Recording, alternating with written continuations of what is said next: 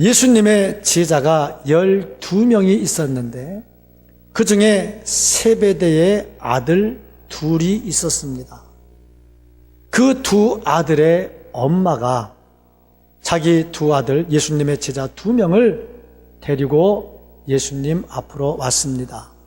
그 세베대의 두 아들의 엄마가 누구냐면 살로메라는 사람인데, 이 살로메는 누구냐면 예수님을 낳은 동정녀 마리아의 언니 동생 사이예요. 그러니까 예수님으로 볼 때 이모입니다. 이모. 그리고 살로메 입장에서 예수님은 조카. 그리고 세베대의 두 아들은 누구냐? 예수님하고 이종 사촌지간. 그런 관계가 성립이 됩니다. 그런데 살로메가 자기 두 아들을 예수님께 데리고 왔습니다. 데리고 와서 어떤 태도를 취했느냐면 20절 말씀을 보니까 그 아들들을 데리고 예수께 와서 절하며 그랬어요. 나이 많은 이모가 아들뻘 되는 조카에게 와가지고 절을 합니다. 왜 그랬을까? 부탁하고 싶은 아쉬운 게 있는 거예요. 예수께 무엇을 구하니? 아쉬운 게 있어서 예수님을 찾아와서 절을 합니다. 절하면서 구했다는 것은 그만큼 간곡하게 부탁을 했고 자기 목적을 이루기를 원하는 거죠. 예수님께서 자기 이모 살로메에게 물어보셨습니다. 무엇을 원하느냐? 그 이모가 대답하기를 내 아들 둘이 당신의 제자가 아니냐? 잘 키워달라. 잘 키워주는데 하나는 오른편에 하나는 왼편에 놓고 잘 키워달라 하고 부탁을 합니다. 예나 지금이나 우리나라나 남의 나라나 똑같은 거, 치맛바람 없어지지 않는 것 같아요. 자식 잘 되기를 원하는 마음 누구나 다 가지고 있는 거죠. 지금 예수님께 찾아와서 이런 부탁을 하는 그 모습이 그렇게 곱게 보이지 않습니다. 여기에 대해서 다른 제자들은 뭐라고 말을 했느냐? 24절 말씀을 보니까 10 제자가 듣고 두 형제에게 대하여 분이 여기거늘. 예수님의 제자들 가운데 패싸움이 벌어지게 되는 거예요. 분이 여겨가지고 한참 분노가 일어나게 되는 거죠. 예수님께서는 이모의 말을 따라서 두 형제에게 질문을 합니다. 내가 마시는 잔을 너희가 마실 수 있겠느냐? 예, 마실 수 있습니다. 이 말씀을 제대로 잘 이해하려면 그 앞부분에 있는 17절, 18절, 19절 말씀을 봐야 됩니다. 여기서 예수님께서는 뭐라고 말씀을 하셨느냐면 내가 십자가를 지고 죽게 될 거다 하는 말씀을 하셔요. 예수님께서는 영적인 이야기를 하고 있는데 지금 예수님의 제자들은 무슨 요구를 하고 있느냐면 육적인 것들을 요구를 하고 있습니다. 예수님께서 이 잔을 너희가 마실 수 있겠느냐 이렇게 말씀하실 때 쉽게 생각하고 쉽게 대답을 합니다. 예, 마실 수 있습니다. 지금 십자가가 뭔지를 전혀 깨닫지 못하는 거죠.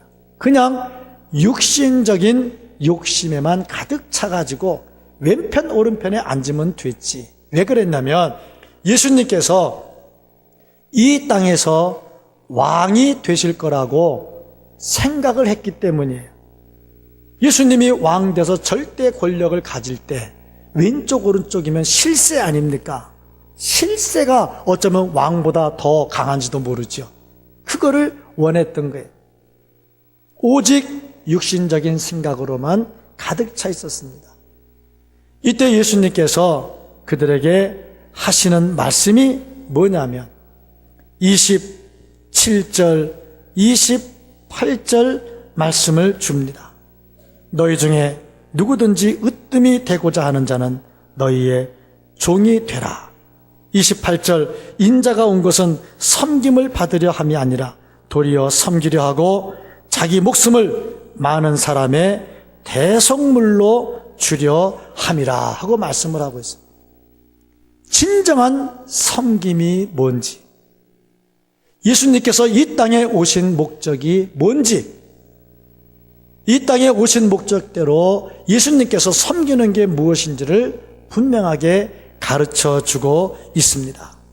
예수님은 말씀으로 섬김을 가르친 게 아니라 당신이 친히 몸으로 섬김을 보여주셨고, 우리 역시 그것을 보면서 섬기는 삶을 살라고 말씀을 하셨습니다.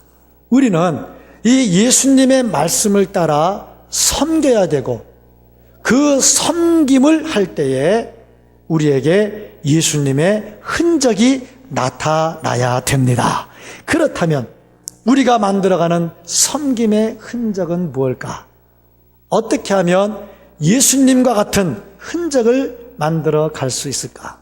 그러려면 예수님께서 어떻게 섬기셨는지를 봐야 됩니다.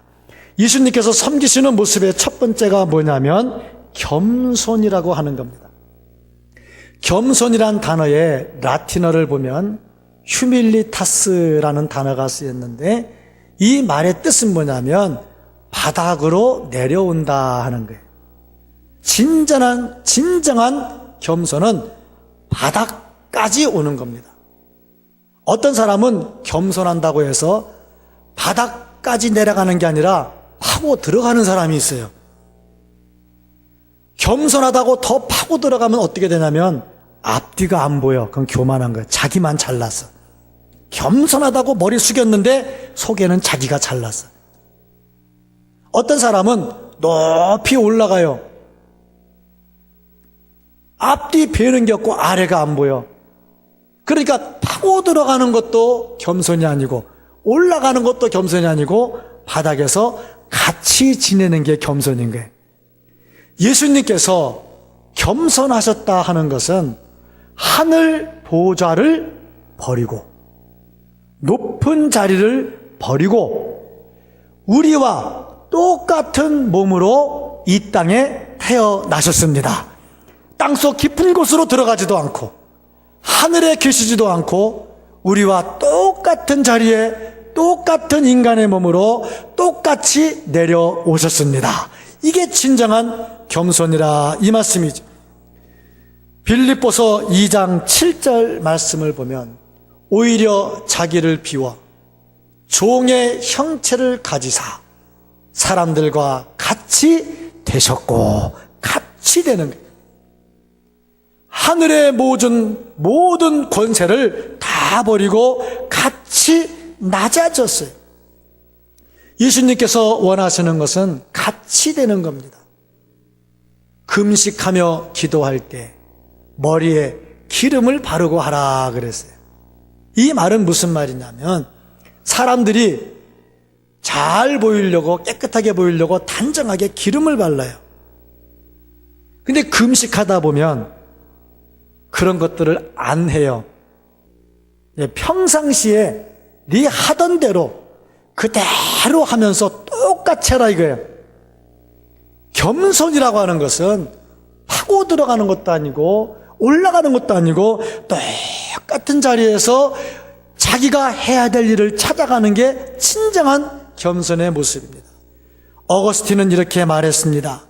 겸손할 줄 모르는 사람은 예수님을 모르는 사람이고 예수님을 아는 사람은 겸손하지 않을 수 없다. 이렇게 말을 했어요. 예수님은 철저하게 겸손해졌는데 우리와 동등한 모습으로 낮은 자리에 내려오셨어요. 많은 사람들이 열심히 섬겨요. 섬긴 다음에 시험에 드는 경우가 있어요.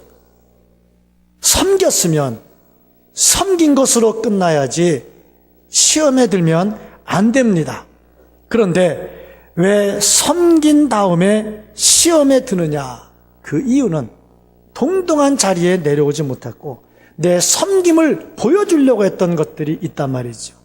예수님이 십자가 지시면서 시험에 빠져서 그런 얘기 들어본 적이 없고 그럴 리가 없지요. 왜냐하면 철저하게 낮아지셨기 때문에 그렇습니다.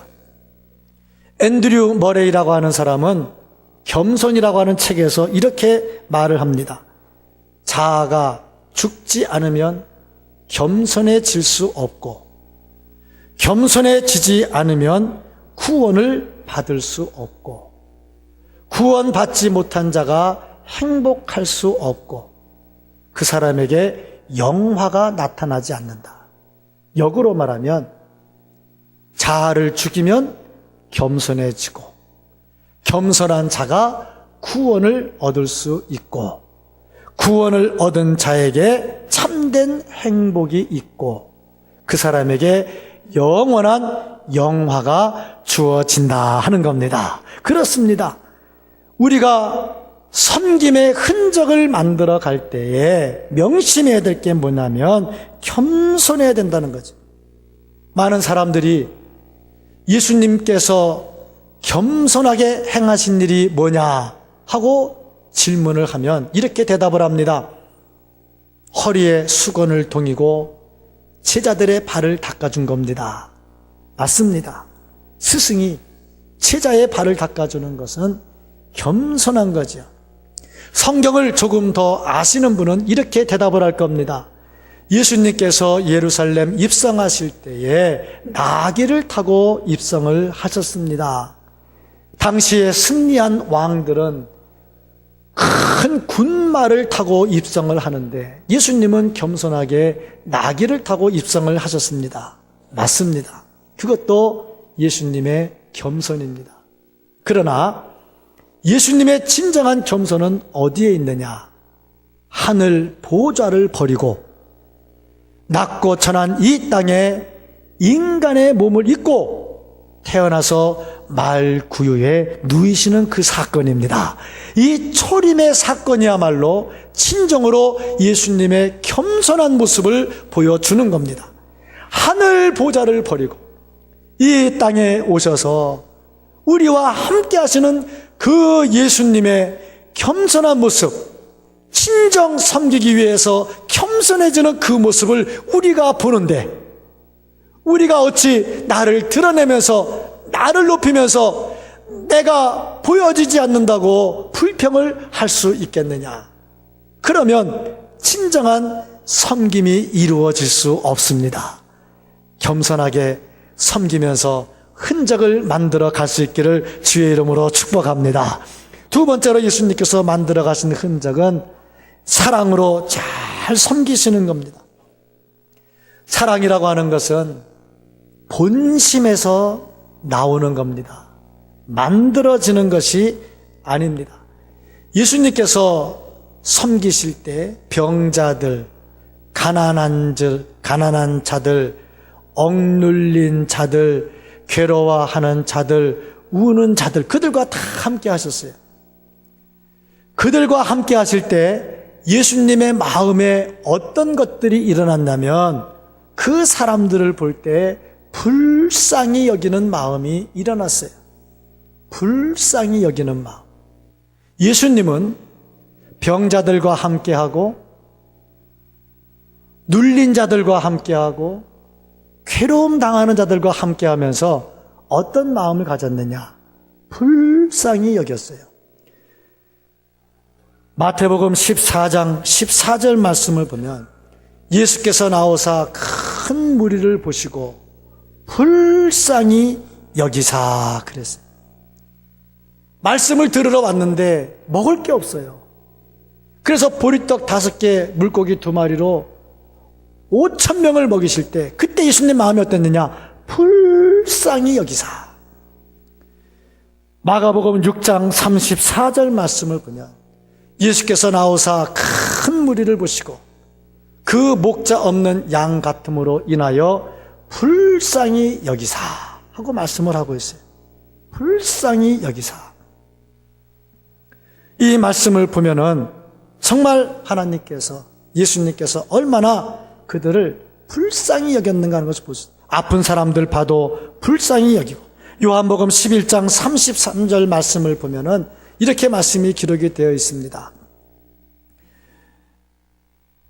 예수께서 그가 우는 것과 또 함께 온 유대인들이 우는 것을 보시고 심령에 비통히 여기시고 불쌍히 여기사, 나사로가 죽은 지 이미 사흘이 지났어요. 썩었어요. 그 모습을 보시면서 불쌍히 여겼어요. 이 불쌍히 여기는 마음이 어디에서 나왔습니까? 이 불쌍히 여기는 마음이 모두 다 사랑하는 마음에서 나왔어요. 그리고 예수님께서 불쌍히 여기시면 반드시 그 다음에 문제가 해결이 됐습니다. 불쌍히 여기시니까 예수님이 사랑하셔서 모든 문제를 다 해결하십니다. 예수님의 섬김의 기본이 뭐냐? 사랑하는 마음이었다. 지금 본문의 말씀도 그렇습니다. 예수님의 제자들이 지금 다투고 있어요. 거기에 자기 이모까지 가세가 됐어요. 왼편 오른편 이야기하면서 분이 여기면서 서로 암투가 벌어지고 있어요. 예수님이 분노하셨겠지요. 그러나 그들을 책망하고 그들에게 채찍을 내리지 않으셔요. 예수님의 진노함과 가르침 속에는 거기도 역시 사랑이 들어있는 거예요. 예수님께서 섬기신 모습은 철저하게 사랑입니다. 의무 때문에 하는 섬김은 섬긴 다음에 피곤하고, 섬긴 다음에 서운함이 있고, 섬긴 다음에 시험이 올 수도 있어요. 마르다는 예수님이 오셨을 때 음식을 장만을 했습니다. 열심히 장만했습니다. 여인들이 다 아시는 일이지만 음식 장만하는 일이 쉬운 일입니까? 쉬운 일도 아닙니다. 예수님만 왔겠어요? 제자들 같이 왔겠지. 제자들 같이 와서 말씀을 전할 때 다른 사람들은 없겠어요. 그 음식 장만하는 일이 쉬운 일이 아니죠. 하다가 보니까 동생이 도와줄 줄 알았는데 도와주지도 않고 혼자 하려니 얼마나 진땀을 흘렸겠어요. 화도 나지요. 일할 때 누가 안 도와주고 입만 많아보세요. 얼마나 화가 나나. 예수님께 말했잖아요. 와서 마리아도 오게 해달라고. 그랬다가 오히려 예수님께 좋지 않은 소리를 들었어요. 이유가 뭐냐면 진짜 사랑함으로 하면 그래도 시험에 안 들어. 그런데 의무로 일을 해. 물론 의무 때문에 일을 하기에 교회가 돌아가는 것도 있기는 있어요. 그러나 중요한 것은 의무 때문이 아니라 사랑으로 해야 되는 거예요. 섬김 속에는 사랑이 있어야 돼요. 예수님이요, 병자들과 같이 하고 나병 자들과 같이 하고 온갖 고통당하는 자 같이 하면서 사랑이 없다면 어찌 그렇게 했겠어요? 철저하게 사랑으로 섬겼습니다. 우리에게 예수님을 닮은 사랑으로 인한 흔적들이 만들어질 수 있기를 주의 이름으로 축복합니다. 예수님이 만들어가는 흔적을 보니까 철저하게 희생을 했어요. 희생이 없는 섬김은 진정한 섬김이 될 수가 없습니다. 촛불이 불을 밝히려면 자신이 녹아져야 돼요. 소금이 맛을 내려면 자신이 녹아져야 됩니다. 희생이 없이는 이루어질 수가 없는 거죠. 예수님께서 우리를 구원하시기 위해서 하신 일은 당신의 목숨을 버린 겁니다. 고난을 당한 거죠. 섬김 속에는 반드시 고난이 담겨 있습니다. 고난 없이 대접받으면서 섬기는 일은 있을 수가 없습니다.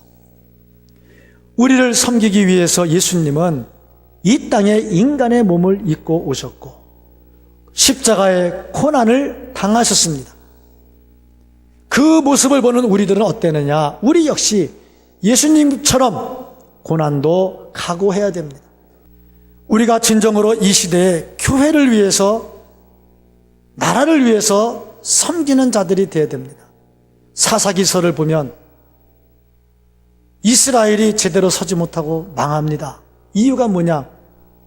각자 제 소견에 옳은 대로 행하였더라. 섬김이 없어요.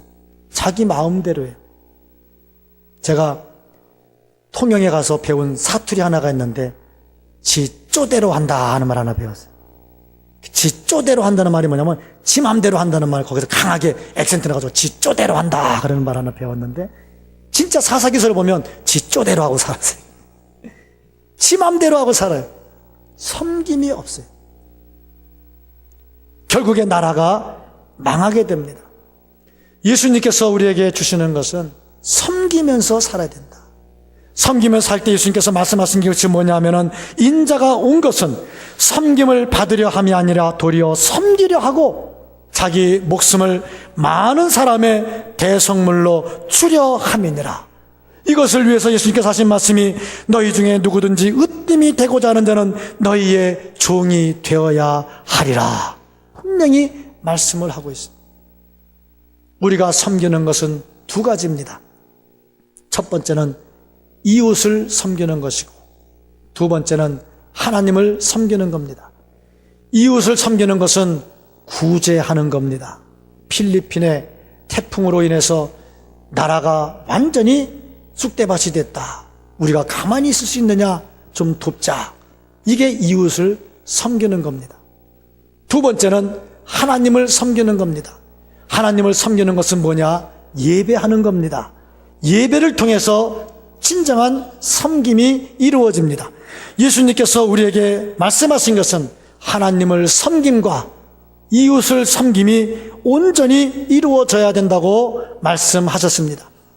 예수님께서는 이것을 이루기 위해서 당신이 이 땅에 오셨고 종의 형태를 취하셨고, 그래서 겸손하셨고 사랑으로 섬기셨고 희생하면서 섬기면서 너희들도 이와 같이 하라고 말씀을 하고 있습니다. 우리가 예수를 믿는다는 것은 예수님을 따라 산다는 겁니다. 어떻게 살아야 됩니까? 예수님을 따라서 섬기는 삶을 살아야 됩니다. 그러면 우리에게 흔적이 나타나게 됩니다. 나는 과연 예수님을 따라서 얼마나 겸손하게 섬기고 있는가? 나는 예수님을 따라서 얼마나 중심으로 사랑하는 마음으로 섬기고 있는가? 나는 예수님을 따라서 얼마나 희생하는 모습으로 섬기고 있는가?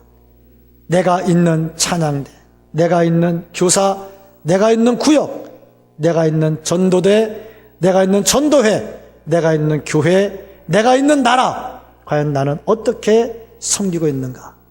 주님 닮아가면 아름다운 흔적이 나타나게 될 겁니다. 마지막에 이 흔적을 하나님께 올려드릴 수 있는 우리의 열매들이 될 수 있기를 예수님의 이름으로 간절히 축복합니다. 아멘. 기도하겠습니다.